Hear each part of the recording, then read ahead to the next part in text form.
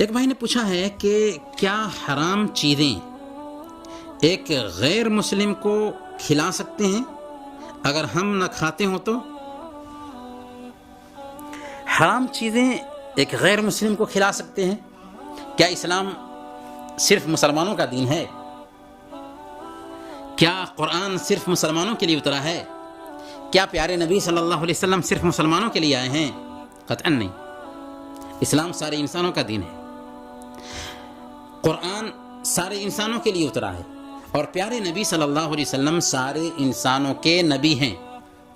جب اسلام سب کے لیے، قرآن سب کے لیے اور محمد صلی اللہ علیہ وسلم سب کے نبی ہیں، تو حرام مسلمانوں کے لیے حرام ہے اور غیر مسلموں کے لیے حلال ہو جائے گا؟ ایسا کیسے؟ نہیں. اللہ تعالیٰ نے قرآن کریم میں اپنے نبی کا کام بتایا، وَيُحِلُّ لَهُمُ الطَّيِّبَاتِ وَيُحَرِّمُ عَلَيْهِمُ الْخَبَائِثَ، کہ نبی صلی اللہ علیہ وسلم ان کے لیے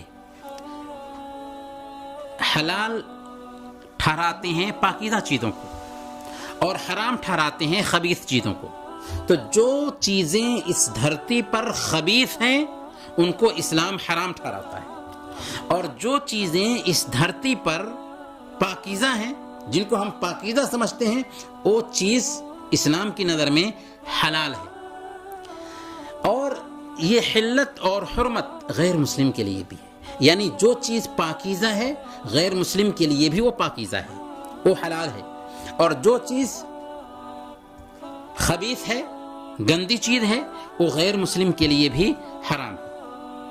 اس لیے اگر کسی حرام چیز کو آپ نہیں کھاتے ہیں تو آپ غیر مسلم کو نہیں کھلا سکتے.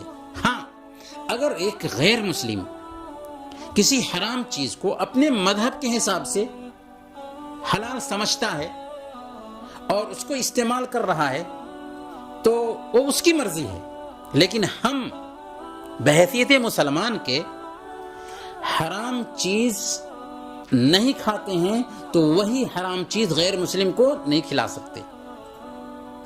اگر وہ اپنے مذہب کے حساب سے اس کو حلال سمجھتا تھا اور اس کو لے کر کے وہ استعمال کر لیتا ہے، تب تو کوئی بات نہیں ہے کہ اس نے اپنے مذہب کے حساب سے ایسا کیا ہے، حالانکہ اس کا مذہب بھی اسلام ہی تھا.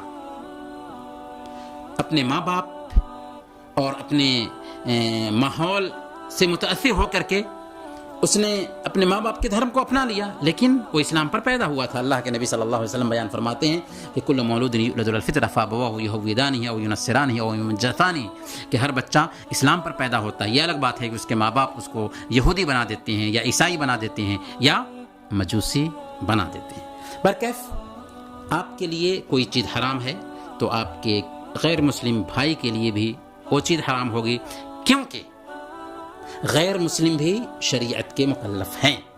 یہ مسئلہ سمجھیے. غیر مسلم سے بھی نماز کی مانگ ہے، غیر مسلم سے بھی زکوٰۃ کی مانگ ہے، غیر مسلم سے بھی حج کی مانگ ہے، غیر مسلم سے بھی سارے شریعت کے احکام کی مانگ ہے، لیکن اس وقت تک ان کے لیے ان چیزوں کو کرنا صحیح نہیں ہوگا جب تک کہ وہ کلمہ لا الہ الا اللہ کا اقرار نہ کر لیں.